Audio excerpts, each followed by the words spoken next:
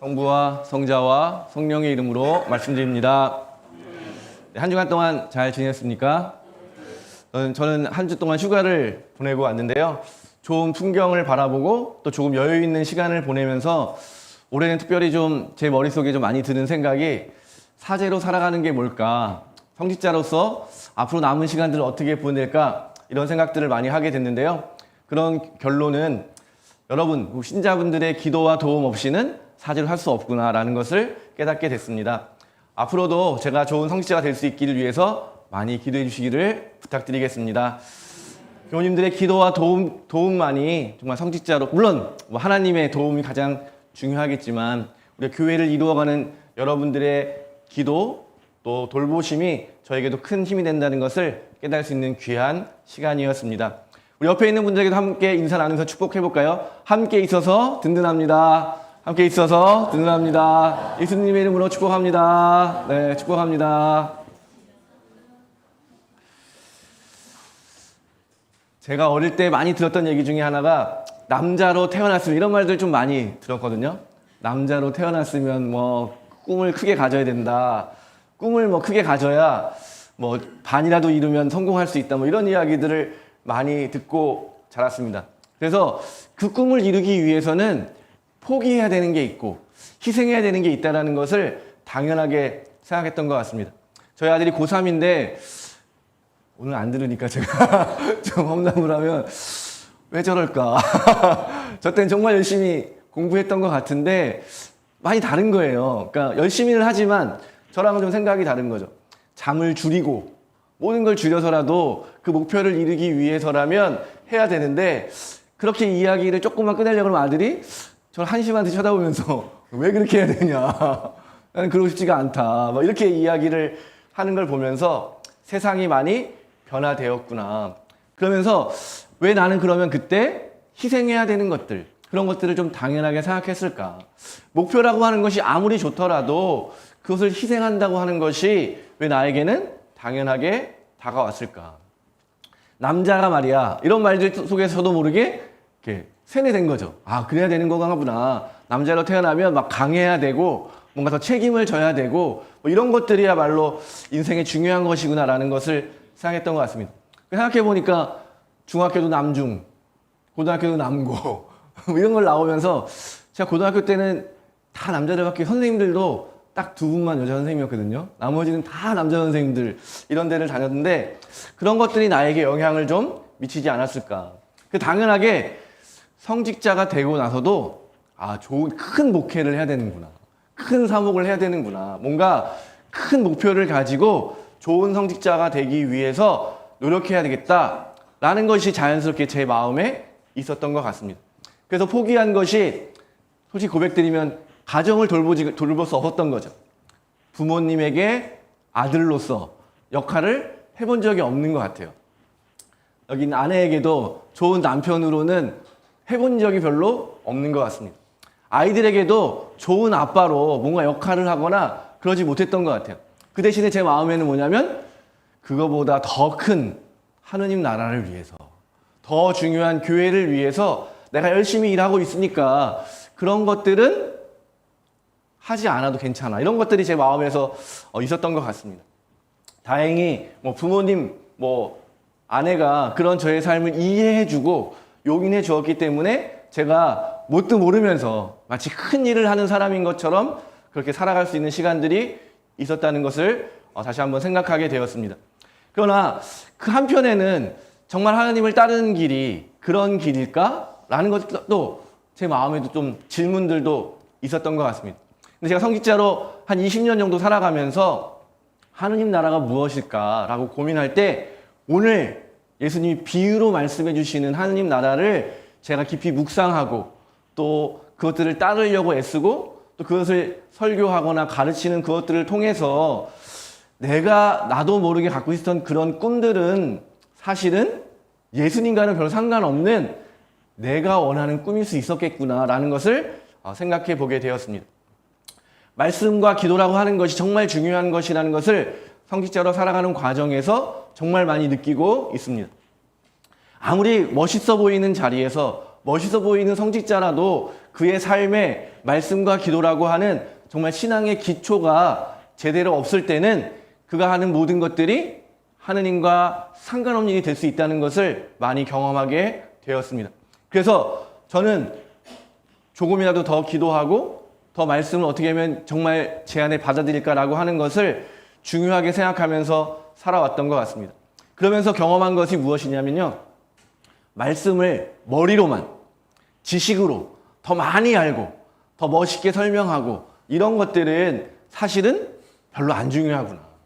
오히려 그렇게 지식으로 남들에게 드러내 보이기 위해서 하는 말씀이라고 하는 것은 득이 되는 게 아니라 독이 되는 경우가 많다는 것을 알게 됐습니다. 또 말씀을 잘 전달하고 설교하고 가르친다고 하는 것은 다른 사람들이 정말 좋은 시간이었습니다 라고 하는 데서 드러나는 것이 아니라 내가 먼저 정말 그 말씀을 진정으로 받아들이고 있는가, 내가 정말 그 말씀대로 살아가고 있는가 라고 하는 것이 더 중요하구나 라는 것을 깨닫게 되었습니다. 말씀의 능력이 나타나는 것을 많이 경험하게 되었는데요. 그런 것은 바로 내가 하나님과의 올바른 관계 안에서 어떤 결과를 생각하고 하는 일들이 아니라 정말 하나님의 말씀 그대로 순종하고 그대로 전하려고 했을 때 그것을 통해서 일어나는 하나님을 경험하는 일이 더 많았습니다. 그래서 오늘 제가 이런 설명을 드리는 이유는 예수님께서 비유로 말씀하실 때 어떻게 하는 게 더 우리의 그런 생각과 일치하냐면요. 큰 성전을 보면서, 높은 산을 보면서, 제가 제주도에 다녀왔는데 한라산이 정말 어디서도 보이잖아요. 하느님 나라는 저 높은 산과 같습니다. 저 높은 산에 구름이 이렇게 머물러 있는 것처럼 하느님의 영광이 그렇게 머물러 있는 것, 저렇게 높은 산이야말로 하느님 나라입니다 라고 말하면 아마 모든 사람들이 그렇지, 하나님은 훌륭하신 분이고 하나님은 위대하신 분이고 하나님은 크신 분이기 때문에 저런 이미지가 잘 어울려 이렇게 생각할 겁니다. 그런데 예수님은 그런 것들을 사용하지 않으시고 어떤 걸 사용하신 거예요? 예수님이 사용하시는 비유의 단어들은 무엇입니까? 우리가 일상에서 늘 볼 수 있는 농부들, 씨를 뿌리는 사람들, 씨를 잘 자라게 하는 그 손길, 어부가 그것을 잘 그물을 던지고 그물을 거두어들이는 그런 일들, 장사꾼이 어떤 것을 좋은 물건을 구하기 위해서 애쓰는 모습. 특별히 오늘 저는 가장 귀하게 다가오는 것이요, 여인이 밀가루에 누룩을 넣는 것. 아무도 중요하다고 여기지 않는 부엌에서 일어나는 일. 저희 아버지는 아직도 요즘 많이 변하였지만 저한테 어릴 때 하시는 말씀이 몰래 주방에 가면 큰일 난다. 남자가 주방에 들어갔다가는 인생이 끝나는 거다. 이렇게 저한테 몰래 말씀하셨거든요. 왜냐하면 할머니가 또 아버지를 그렇게 키우신 거예요. 아버지가 주방에 가려고 그러면 남자가 주방에 들어오면 큰일 난다. 주방에서 일어나는 일은 남자가 알아서도 안 되고 참여해서도 안 되는 그런 일이다. 그게 우리 할머니들이 얘기해 주신 그런 가르침이었죠. 그런데 예수님이 하느님 나라를 뭐라고 말하는 거예요? 여성들의 그 손길, 여성의 그 하는 누룩이라고 하는 것이야말로 하느님 나라를 가장 잘 드러낸다. 여러분 어떠세요? 이 예수님의 비유가 마음에 와 닿으시나요? 네, 우리 여성분들은 아멘이라고 하는데 남성분들은 잘 모르시죠? 그렇지, 뭐가 그렇게 중요한 걸까? 그런데 예수님이 굳이 다른 것보다 이런 일상에서 수고하고 애쓰는 평범한 사람들의 일상 안에 하느님 나라가 담겨 있다라고 말씀해 주신 거죠. 그래서 제자들은 여전히 뭐라 그래요? 주님, 저 성전을 좀 보십시오. 금으로, 보석으로 치장되어 있는 저 성전이야말로 얼마나 아름답습니까? 참 너무나도 감동적입니다. 이렇게 얘기할 때 예수님 뭐라고 말씀하세요? 저 성전은 허물어져 없어질 것이다. 하느님 나라는 저런 것이 아니다. 웅장하고 멋있어 보이는 것일지라도 그런 게 아니라 진짜 성전은 어떤 거라고 말씀해 주세요? 바로 너희들이 살아있는 성전이다. 사람들이 무시하고 보잘것 없다고 얘기하는 너희들이야말로 하느님의 거룩한 성전이라고 말씀해 주시는 거죠. 우리 동양의 유명한 책 중에 장자라는 책이 있는데 여러분 혹시 한번 읽어본 적 있으신가요? 장자라고 하는 책 시작할 때 어떻게 시작하냐면요, 물고기 한 마리를 이야기해요. 물고기가 있는데 크기가 수천 리가 된다. 여러분 우리나라 노래할 때 삼천리 강산말 들어보셨죠? 삼천리가 우리 한반도의 크기예요. 그런데 물고기 크기가 얼마나 크다고요? 수천이라고 하니까 한반도 정도 되는 물고기가 있다는 거예요. 그래서 이야기를 시작하거든요. 근데 그 물고기가 새로 변화되는데 새도 한반도 정도 크게 되는 거예요. 날개를 한번 딱 하면 바람과 파도가 엄청나게 일어나는 그렇게 이야기를 합니다. 그러니까 사람들이 어떤 진리, 지혜를 이야기할 때는 이게 큰 거를 주로 사용하는 게 일반적이라는 거예요. 근데 예수님은 어떤 거예요? 그러지 않고 작은 것, 소소한 것, 가장 작은 씨앗 안에 하느님 나라가 담겨 있다. 그러니까 세상적으로 우리가 생각할 때는 하느님이 위대하신 분이니까 멋있는 것, 큰 것, 대단한 것으로 비유해야 어울리지만 예수님은 반대로 우리가 일상에서 경험할 수 있는 가장 작은 것에서 하느님의 손길을 발견하신 거죠.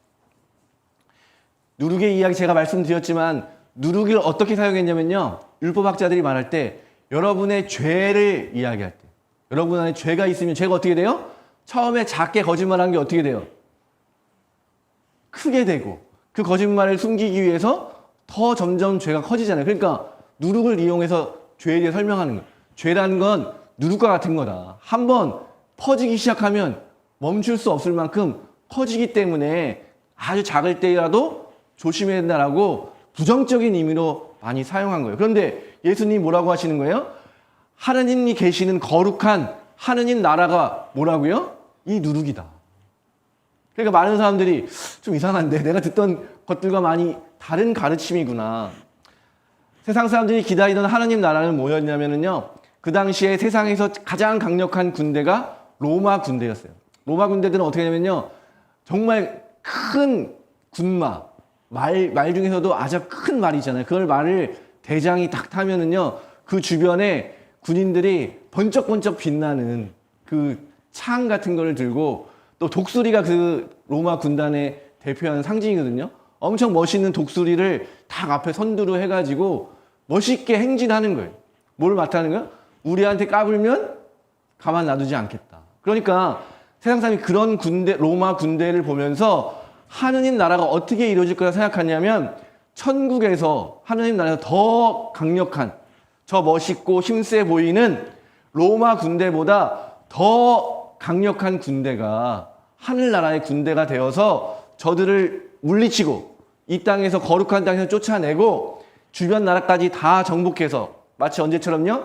다윗과 솔로몬 때처럼 그렇게 모든 민족이 우리 민족을 향해서 고개를 숙이고 복종하는 그것이 하느님 나라라고 생각했던 것입니다. 아주 강력한 왕권을 기대한 것이죠. 그런데 예수님이 뭐라고 말씀하셨다고요? 하느님 나라는 주방에서 밀가루에 누룩을 넣는 여인과 같다. 그 누룩이야말로 하느님 나라이다. 그러니 정말로 사람들의 생각과 사람들의 마음과 기대를 완전히 부숴버리는 거죠. 너희들이 기대하고 있는 하느님 나라는 아니야. 너희들이 믿고 있는 그것은 잘못됐더라고 하는 것을 정반대의 이미지를 통해서 드러내고 계시는 것입니다. 예수님은 하느님 나라가 어떻게 이루어지느냐고 설명하고 있는 거예요. 오늘 먹을 것을 얻기 위해서 정말 사랑하는 가족들에게 먹을 것을 주기 위해서 애쓰는 손길, 농부의 손길, 어부들의 손길, 장사꾼의 그 손길 안에 뭐가 담겨 있다고요? 하느님의 손길이 담겨 있는 거죠. 그것을 귀하게 여기시고 열매 맺게 하시고 소출을 주셔서 그 음식으로 그날 저녁에 모든 가족들이 모여서 함께 그 음식을 나누는 일, 서로에 대한 존경과 감사를 가지고 수고를 서로 축하하면서 그것을 함께 나누는 그 가족의 식탁이야말로 하느님 나라를 가장 잘 보여주는 것이다. 사람들이 아니 그건 우리가 매일 하는 일이고 누구나 하는 일인데 그게 어떻게 위대한 하나님의 일입니까? 라고 물을 수 있겠죠. 그럴 때 예수님이 말씀하시는 거죠. 그렇게 보잘것 없어 보이는 한 사람 한 사람의 삶에 중요하게 여겨주시고 그들을 보살펴 주시고 그들을 통해서 일하시는 분이야말로 하느님 아버지이시다. 제가 대학교 1학년 때 전 역사를 배웠는데요. 역사를 배우려고 들어갔더니 선배들이 하는 말이 뭐냐면 역사가 뭐라고 생각하냐? 막 이러면서 폼을 좀 잡는 거예요. 역사가 뭐라고 생각하냐? 진리가 뭐라고 생각하냐? 우리나라가 역사에서 뭐가 잘못됐냐? 엄청나게 이런 거를 거대 담론이라고 하거든요. 큰 이야기들을 막 하는데 1학년 수업 들어갔더니 교수님이 갑자기 저희한테 질문을 하는 거예요. 요즘 좋아하는 유행하는 음식이 뭐냐? 제가 어떤 친구가 대답하는 거죠. 햄버거라는 게 생겼습니다. 그때 당시에 막 맥도날드가 막 들어온 거예요. 그래서 맥도날드에 자주 갑니다. 얘기했더니 교수님이 그래 그러면 그 맥도날드의 재료가 뭐냐? 딱 물어보시니까 너무 당연한 거잖아요. 빵, 고기, 야채, 그리고 소스 이런 게 들어갑니다. 그랬더니 그럼 무슨 소스를 먹냐? 토마토 소스를 먹습니다. 그러니까 토마토 소스가 어디에서 만들어진 토마토로 만든 거냐? 어디에서 산지가 어디고 그걸 어디서 가공해가지고 있는 건지 알고 있냐 이렇게 물어보는 거예요. 그러니까 그러면서 계속 이야기하는 거예요. 그 우리가 늘 익숙하게 생각하는 빵이라고 하는 거 안에 뭐가 담겨 있는 거예요? 세상에 많은 것들이 담겨 있는 경제가 다 담겨 있는 거예요. 거기에 노동이 담겨 있고 유통이 담겨 있고 그것이 어떻게 유통되어서 사람들에게 전달되고 또 그것이 우리들의 건강에 좋은 건지 나쁜 건지 그러니까 우리가 거대한 뭐 정의, 진리, 평화 이런 것들을 생각할 때 교수님이 우리에게 진정한 역사가 되기 위한 한 가지 첫 번째 단계가 뭐라고 생각하신 거예요? 작은 것 안에서 큰 것을 볼 수 있는 눈을 말해주고 원하셨던 것 같아요. 우리가 늘 말하게 하는 평화라는 것, 정말 정의라고 하는 것을 보기 위해서는 그 정의가 어떻게 이루어지느냐. 바로 우리가 먹는 식탁이 어떻게 구성되어 있느냐. 농부들의 땀 흘리는 수고가 어떤 가치를 가지고 평가되고 있느냐. 그것을 어떤 상업적인 것을 통해 누가 이득을 취해가고 누가 거기에 나쁜 것을 넣고 좋은 것을 사용하고 이 모든 것들이 정의와 연관되어 있는 거죠. 한 사람의 수고가 어떻게 우리의 식탁 안에까지 오는 모든 과정 안에 담겨 있는 것이죠. 근데 그것을 이야기하지 않고 큰 이야기로만 정의를 이야기하는 것이 가능하냐. 이런 것을 아마 교수님은 우리에게 말씀을 알려주고 싶었던 것 같아요. 그래서 역사가라고 하는 거는 어떤 사실을 바라보는 게 중요한데 어떻게 바라볼 수 있느냐가 매우 중요하다. 저는 예수님의 가르침도 이런 것과 비슷하다고 생각이 듭니다. 하느님 나라라고 하는 정말 그렇게 기다리던 것들이 그렇게 강력한 군대로 오는 것이 아니라 늘 익숙하게 살아가고 있는 우리의 삶의 행위 안에 가족들을 위해서 일하고 있는 노동 안에 누군가와 관계 맺는 것들 안에 또 누군가를 사랑하고 누군가를 위하는 그 마음 안에 하느님 나라가 담겨 있다는 것을 알려주셨다고 믿습니다. 그렇기 때문에 오늘 아니지만 여러분 비유 중에 제일 유명한 비유가 선한 사마리아 사람의 비유입니다. 사마리아 사람은 뭐냐면요. 유대인들에게는요. 상종하면 안 되는 저 멀리서 사마리아 사람이 보면 어떻게 해야 돼요? 발걸음을 돌려서 가까이 가면 안 되는 사람이에요. 원수 중에 원수고 나쁜 사람 중에 나쁜 사람이 사마리아 사람인데 예수님이 뭐라고 말씀하시는 거예요? 선하다. 자체 둘이 어울릴 수 없는 두 단어를 붙여놓는 겁니다. 그러니까 여러분이 한번 머릿속에 생각해 보세요. 가장 나이가 싫어하는 사람을 떠올려 보시고 그 사람 앞에 참 좋은 누구누구. 그 예수님이 그렇게 말씀해 주시는 거예요. 그러니까 예수님의 비유는 우리들의 시선, 우리들의 생각, 우리들의 말을 바꿔주시는 거죠. 예수님이 이 선한 사마리아사의 비유를 통해서 우리에게 말씀해 주시는 거는요. 우리가 늘 선을 긋고 경계를 만들고 벽을 만들어서 관계를 내가 원하는 사람들만 하고 있는 우리들의 삶을 뛰어넘어서 근데 근거가 뭐예요? 하느님께서 저와 여러분을 사랑해 주시는 것처럼 우리와 하나님 사이에 엄청난 간격, 엄청난 장애물이 있지만 그 모든 것을 뛰어넘는 것이 바로 하느님의 사랑인 것이죠. 그러면 그 사랑받은 우리들이 어떻게 살아가야 되느냐? 벽을 허물고 내가 미워하는 내 미움, 내 마음을 내려놓고 그렇게 내가 받은 대로 누군가를 바라보는 그 시선이야말로 우리가 살아가야 되는 삶의 방향이라고 말씀해 주고 계시는 것입니다. 그렇기 때문에 사람들이 가지고 있는 관계의 한계를 예수님께서는 선한 사마리아인이라고 하는 비유를 통해서 무한대로 뻗어나가는 하나님의 사랑을 우리의 삶에 초대해 주시는 거예요. 하나님의 사랑이 얼마나 위대한 것인지 우리가 불가능하게 여기는 그 모든 것을 뛰어넘으시는 하나님의 사랑, 그 덕분에 저와 여러분이 구원받은 줄로 믿습니다. 그러니까 우리가 늘 고백하는 그것 안에 담겨 있는 하나님의 사랑, 하나님의 생명, 하나님의 진리, 하나님의 능력을 정말 우리가 생각하지 못한 비유로 우리에게 전해 주셨습니다. 예수님은 기존의 가르침과는 다른 언어를 통해서, 다른 이미지를 통해서 우리에게 뭐라고 말씀하시는 거예요? 우리의 삶이 지금 얼마나 소중한 것인지. 여러분의 그 손길, 여러분의 수고, 여러분의 노력이 정말 그냥 이루어지는 것이 아니라 하느님이 그 하나하나를 기억해 주시고 거룩하게 해주시고 그런 것들을 통해서 이 세상을 변화시키는 분이야말로 우리의 하느님 아버지라고 예수님이 우리에게 말씀해 주고 계십니다. 사랑하는 교회 여러분, 우리의 생각이 바뀌게 되기를 소망합니다. 우리의 마음이 예수님의 마음으로 만나게 되기를 소망합니다. 그래서 우리의 말, 우리의 관계, 우리의 행동 하나하나가 거룩한 일이고 그것들을 통해서 우리가 하느님 나라를 이루어간다는 것을 우리가 진정으로 깨닫고 또 그렇게 살아갈 수 있게 되기를 소망합니다. 하나님 그런 삶의 자리로 저와 여러분을 초대해 주신 거죠. 그리고 그래서 우리가 하는 매일매일의 삶이 점점 하느님을 드러내는 거룩한 삶으로 변화되고 또 우리 함께 더불어 살아가는 우리 옆에 있는 사람들과의 삶으로 연결되어서 우리가 교회를 이루는 것이죠. 교회는 바로 살아계신 그리스도의 몸인 것입니다. 그래서 우리가 예배를 드린다는 것은 정해진 주일 시간에만 드리는 것이 아니라 우리의 나머지 시간들의 삶이 이 시간의 고백들을 통해서 연결되는 거죠. 그러니까 하루하루 우리가 어떻게 잘 살아냈는가를 통해서 이 예배가 더 예배다워지는 것이라고 믿습니다.